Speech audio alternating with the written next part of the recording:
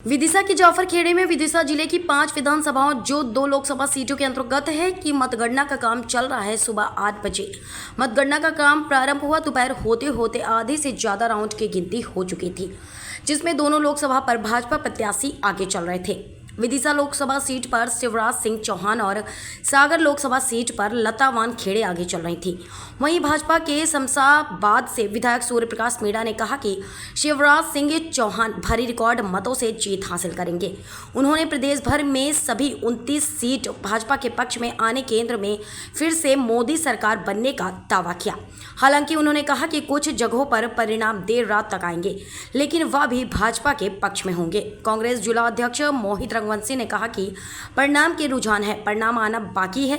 उन्होंने माना कि कुछ जगहों पर परिणाम उनके अपेक्षा के अनुरूप नहीं है, लेकिन केंद्र में इंडिया गठबंधन की सरकार बन रही है, जो शिवराज के 10 लाख के जीत के दावे और केंद्र में 400 पार के दावे भाजपा कर रही थी, उसकी हवा निकल चुकी है। प्रधानमंत्री इंडिया गठबंधन की ओर से कौन होगा, इस सवाल पर उन्होंने कहा कि इंडिया गठबंधन की सभी पार्टियों बैठकर इस बात का निर्णय करेंगे। साथ ही उन्होंने यह भी कहा कि सर्वाधिक सीट जीतने वाली पार्टी के कैंडिडेट को प्रधानमंत्री बनाया जाएगा। हम जिस हिसाब से हमें उम्मीद थी वो हमको परिणाम नहीं आए हैं।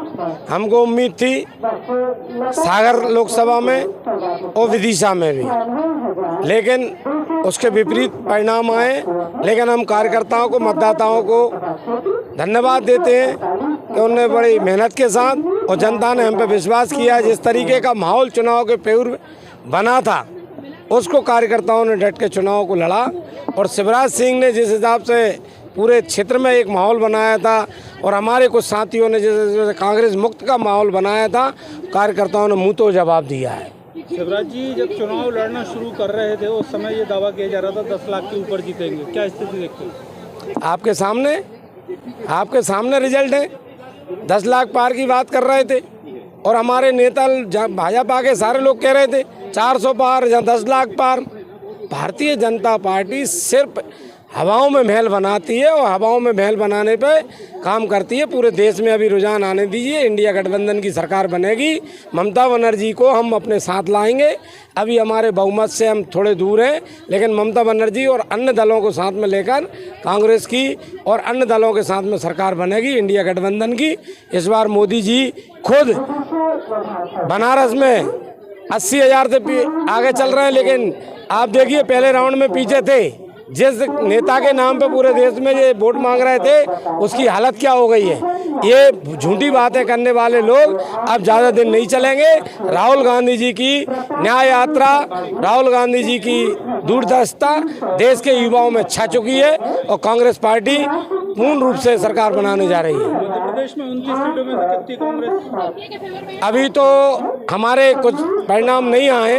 हम 2 से 3 सीटों पे पीछे चल रहे हैं, हम उनमें जीत सकते हैं। लेकिन अभी जिस तरीके के रुझान दिख रहे हैं उनमें हम अभी पीछे हैं।